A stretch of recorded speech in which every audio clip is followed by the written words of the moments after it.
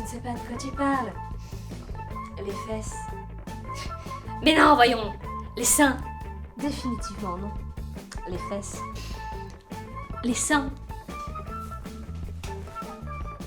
Les fesses. Les seins. Les fesses. Les seins. Les fesses. Les seins. Les fesses. Les seins. Les fesses. Les seins. Les fesses. Les seins. Les fesses. Les seins. Les fesses. Ah, le combo tout arc infernal et astronomique pète.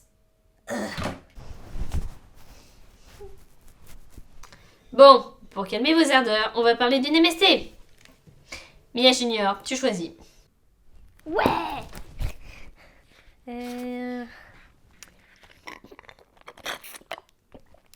Papillomavirus. Papillomavirus. Hein? C'est une STD ça? Oui, Human Papillomavirus, HPV, c'est même l'infection sexuellement transmissible la plus répandue chez la femme et l'homme. 7 à 8 personnes sur 10 sexuellement actives seront en contact avec ce virus au cours de leur vie. Mais ça fait vachement beaucoup. Pourquoi est-ce que les gens se protègent pas? Le seul moyen d'éviter d'attraper le HPV serait de ne jamais avoir de rapport sexuel.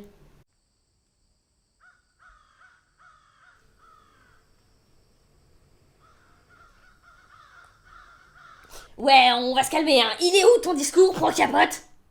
Rappel, le préservatif est le seul moyen contraceptif protégeant des IST. Cependant, avec le HPV, il ne fait que réduire les risques de transmission. En effet, le HPV se transmet par contact sexuel, vaginal, anal et oral, mais aussi par contact cutané, frottement ou caresse sexuelle. Ça peut s'attraper lors de n'importe quel contact intime avec une zone infectée. Arg! Même si je secoue son pipou et qu'il ne fait qu'effleurer ma fontaine d'amour! Oui. Arg! Même si je ne fais que l'échouiller son ravioli méridional! Oui. Arg! Même si je ne fais que titiller de la pulpe de mon doigt son péteux! Teximia, Mia Junior est partie aux toilettes. Elle ne t'entend plus. Ah! Mais pourquoi tu me l'as pas dit avant?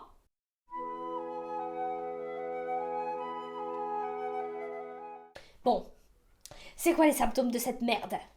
Apparition d'une ou plusieurs verrues, aussi appelées condylomes, sur la zone de l'anus, du périnée, de la vulve ou du pénis. Et bien sûr, des irritations et des démangeaisons comme beaucoup d'autres IST. Des verrues vulvaires. Oui. Des verrues vulvaires! Elle fait exprès d'appeler ça condylome pour ne pas répéter verrue génitale ou crête de coq. Alors on pourrait arrêter de répéter verrue vulvaire et juste appeler ça condylome. Condylome. Ils ont une période d'incubation variant d'une personne à l'autre.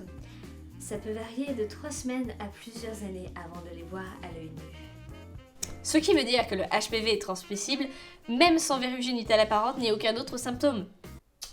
Ok, donc d'accord, on est carrément sur une MST qui déconne pas.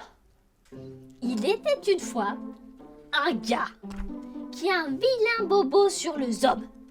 Et ça évolue en cancer du pénis. Et paf! Amputation du zizi. Elle est pas drôle ton histoire. Ça, c'est surtout la conséquence de si on ne détecte pas le HPV et s'il n'est pas traité. Ok, la parenthèse dépistage. Eh mais attends, en centre on m'a jamais proposé de faire un dépistage HPV. Et pour cause, cela se dépiste via le fameux frottis cervico-vaginal chez le gynécologue. Et les dépistages de lésions précancéreuses autres que sur le col de l'utérus ne sont pas encore assez performants. Mais c'est nul! Si j'ai un pénis et pas un col de l'utérus, ça veut dire que je peux pas faire de dépistage? Alors, si tu as un pénis, il est recommandé d'aller chez un urologue et de faire une péniscopie. Yeah. L'urologue examine le pénis à l'aide d'une loupe binoculaire. Les zizi, c'est tellement petit qu'il faut une loupe pour les voir.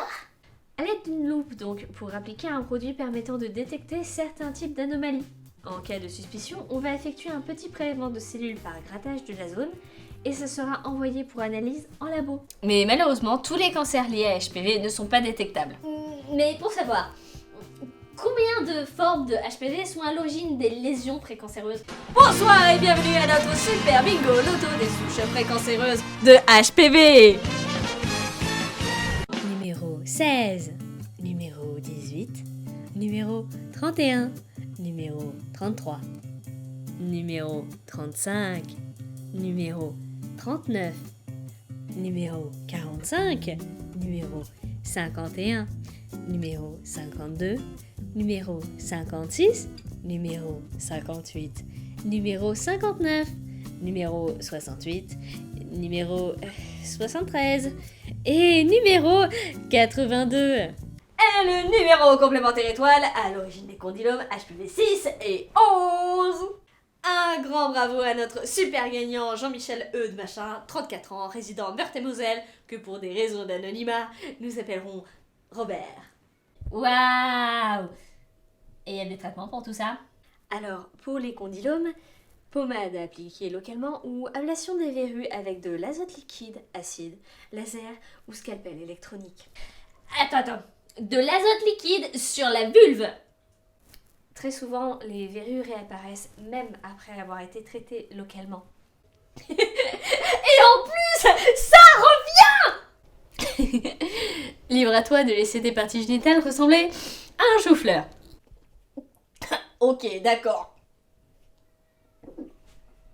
Pour le cancer du col de l'utérus, Tout d'abord, sachez qu'un frottis du col de l'utérus positif au HPV ne veut pas nécessairement dire que vous allez développer un cancer. Dans une majorité des cas, votre corps va éliminer le virus tout naturellement grâce à votre système immunitaire. Cependant, si le virus progresse, votre médecin vous proposera un traitement local au laser. Si le virus est largement développé, votre médecin pourra vous proposer une intervention chirurgicale qui s'appelle la conisation, qui consiste à enlever une partie du col de l'utérus en forme de cône. une chirurgie qui peut entraîner des complications lors de la grossesse. Oui, mais au moins la grossesse reste toujours possible, car si c'est détecté trop tard, on parlera plutôt d'hystérectomie, qui consiste à retirer entièrement ou en partie l'utérus, ce qui rend stérile. Petite note pour dire que le HPV n'est pas héréditaire. Le risque de le développer n'est pas influencé par les gènes. Il n'y a pas un vaccin aussi pour se protéger du HPV? Si, le fameux vaccin Gardasil, qui dans sa version 2014 protège contre 9 types de HPV et les condylomes, mais son efficacité n'est pas de 100%. Qui peut se faire vacciner? Les filles et les garçons, si possible, avant de devenir sexuellement actifs. Les filles et les garçons? Oui, les deux. Dans tous les cas, protégez-vous en utilisant des préservatifs et en combinant ça avec des tests périodiques, car le vaccin ne protège pas contre tous les types de HPV. Il est aussi important de s'examiner à l'œil nu. Propagande non dissimulée pour faire l'amour, la lumière allumée. Dans tous les cas, ça reste plus intéressant que votre dispute pour savoir c'est quoi le mieux entre les seins et les fesses.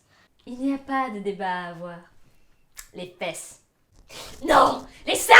Les fesses, les seins, les fesses, les seins, les fesses.